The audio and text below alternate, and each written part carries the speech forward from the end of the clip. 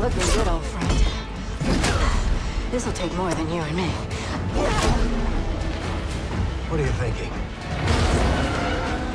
So of course relationships are a big part of the Dragon Age IP, and that takes several different forms. Both the romantic, of course, we're all here for that, but also the platonic. And really these relationships you develop in the Veilguard, this is about a found family. They have the same goals, different complications in their life, but they're all giving everything they have to defend Thedas. You're going to get to know them really well. You're going to develop trust, understanding. That doesn't mean you're always going to agree. So I like to think of relationship not necessarily as how much they like you, but how well you know them. With any family, you can know them quite well. You can trust them a lot. You can like them, or maybe you don't. Every family has their squabbles, but this is really about developing your understanding of each member of the Veilguard, and in turn, that's going to allow them to work better as a team. Your relationship with companions really affects both how their arc unfolds and your relationship with them, but how the companions exist on the battlefield, what their behaviors are. Building a relationship with companions has always been a staple of Dragon Age, but this time around, that relationship translates into how well you work together as a team. It is how you're actually going to level up your companions, by getting to know them better. That's how you're going to unlock skill points. So when you look at all of the various abilities the companions have, there's inherent combos and synergies and roles that they'll have on the battlefield. Neve, for instance, has the ability to slow time or heal you right out of the gate. But if I really get the opportunity to know her, whether it's platonic or romantic, I'm going to help be able to shape her skills and augment those abilities that work really well with my own personal build. So our sense of teamwork really deepens. We need someone to be our eyes and ears in the shadows. Well, Neve is our confident noir detective.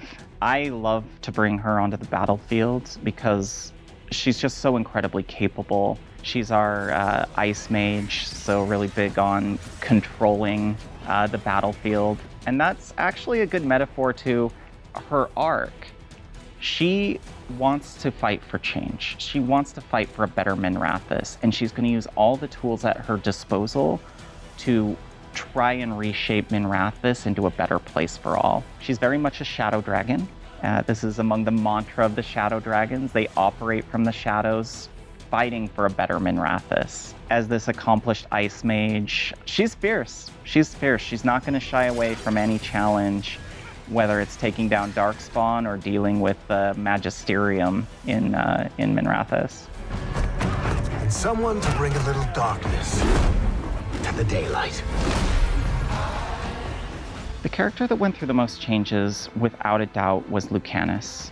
Lucanis is very complex. He's an assassin. He's very skilled in the art of death. The Antivan Crows, they pursue these contracts with a certain level of dispassion. But also Lucanis is a romantic, and he's dealing with some internal struggles. He's been through a lot of trauma. He's relearning how to trust. And all of those elements come together with a richness, but it creates a lot of complexity in how we tell that story. So I'd say Lucanis is the first one that comes to my mind in terms of the thought that's gone into it, where we've had to make adjustments to really cover all facets of his character. We're going into the Fade, aren't we? Bellara, oh, my dear sweet Bellara. I relate to Bellara a lot. She is joyous. She's been through a lot, but she remains curious, optimistic. She's kind of a geek. She really likes her fiction. She fangirls over Neve a little bit. She's just so relatable. And I think that's what our players will find and fall in love with when they get to meet Bellara, is just how much you'll recognize some of those patterns and sensibilities that she holds. But don't let it fool you. She is also a Veil Jumper. She is very comfortable in Elven Ruins. I frequently bring her with me in my party. My favorite spec? I like to play a rogue. I like to play the Veil Jumper, or the Veil Ranger. Bellara is a fantastic companion to set up that spec with electric vulnerabilities. So I love her both on and off the battlefield. And digging up a lot of buried secrets.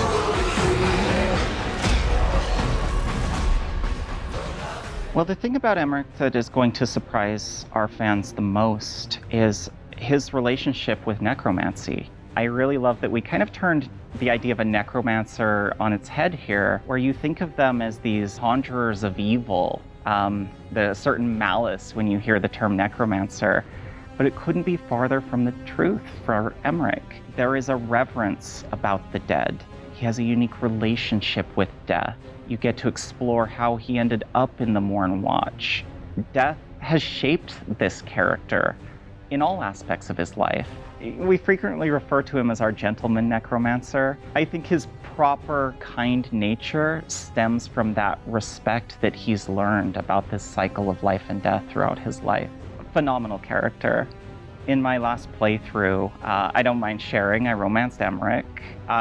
What I also love is as I'm synergizing with him as we're doing combos, just having him refer to me as my dear on the battlefield. Well done, my dear. It just fills me with joy every time. Perhaps these murals aren't simply memories. They're what Solas wishes to forget. So Manfred is like a son to Emmrich. He very much has an affinity for this wisp, this life force that he's given a second chance through this skeletal body. And in many ways, it's the story of a parent raising a child. He needs to teach Manfred and help him along to develop as a character of their own. Things like learning new skills, how to assist the Veilguard. Some of our most charming moments are in dealing with Manfred. I must say, I absolutely love the interactions. They just have me rolling whenever Manfred steals the show. What about Darkspawn? Yeah, someone who will stand between us and a pack of demons. When we were thinking about Davrin, how we were going to develop him as a character, we had to think about how is he going to show up on the battlefield. And it was unique because he has this, I guess you could say, companion of his own, the Griffin Asan. That makes him as a companion very unique because Asan shows up on the battlefield. So we had to think about how that integrates into his abilities, where Davrin, as a Grey Warden, is capable on his own. But also, when does he call upon Asan, and what does that look like? What happens if you're indoors? So a lot of considerations there, but I'm really proud of how Asan shows up in the game alongside Davrin. And indeed, when you're doing some of Davrin's content, just seeing Asan gliding through the environments, you really get a sense that they care and they're protective about each other, but the work the team did to realize that was an incredible challenge. So kudos to the animation, the gameplay team. They did a wonderful job integrating that. So when we think about Davrin and his being the representative of the Grey Wardens within the team of the Veilguard, it was an opportunity for us to really go back to some of those roots that we know our fans, our players deeply care about. Dragon Age Origins, of course, was so Grey Warden forward. We want to evoke those memories, those connections that our players have. And I absolutely love when you're journeying with Davrin, not only his aesthetic, how he carries himself as a warden, but how he interacts with his fellow wardens. The little wrinkle of, hey, there actually are some griffins remaining in Thedas. How he learns as a warden to train and interact with these griffins that, to our knowledge, haven't existed for quite some time. It's a learning experience on a lost art of the Grey Wardens that is really unique to Davrin's character. We'll need someone with fire in their blood. So Taash, in the creation of their arc, is one of our more complex characters. It's a journey along their arc that is about introspection. Where do I belong in the world? What are my boundaries? What do I fight for? How do I become at peace with who I am? So I love the juxtaposition, actually, between Taash's personal journey and this imposing literal dragon slayer, that sort of hard exterior and really gentle interior. It makes Taash a really special companion for me. All right, yeah, I have to talk about the steamiest romances. All I can get, for me personally, I'll just speak for me personally, but at the culmination of the romance arcs, I'd have to say Taash. When I got to that scene and saw the finished version of that cinematic, I was hollering. This'll take more than you and me. So Harding, as a companion, I guess I'd have to go back to Inquisition. Of course, Harding showed up. She was your scout on the field. There was a light romance with her. And I think one of the things that the team didn't quite expect is how much Harding would catch on in Inquisition. Players fell in love with her.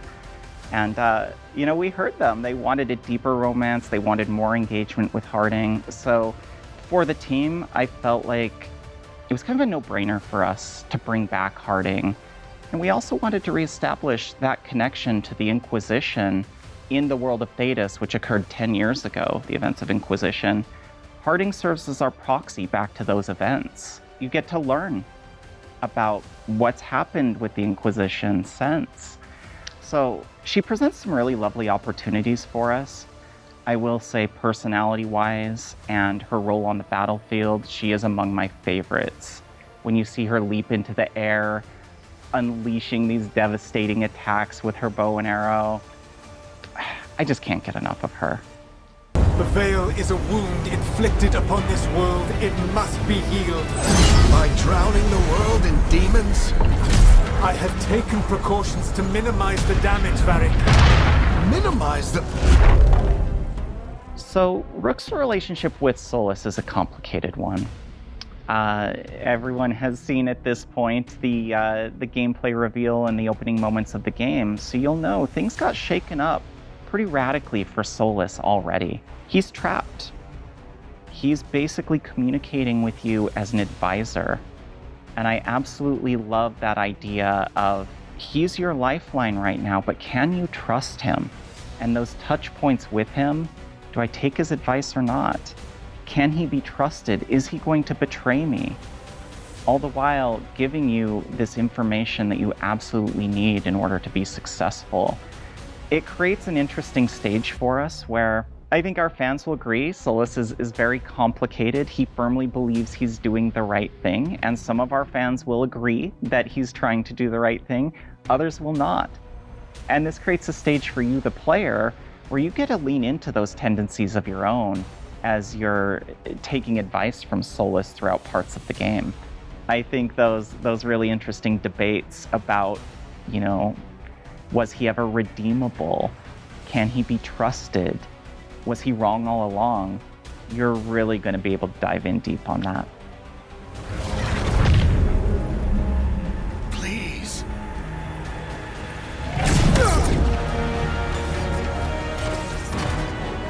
So Varric has changed since the events of Dragon Age Inquisition. He has spent the time between, he's briefly, obviously, Viscount of Kirkwall. I mean, anybody who knows much about Varric knows how well a job where he sits around and tells people what to do is going to sit with him.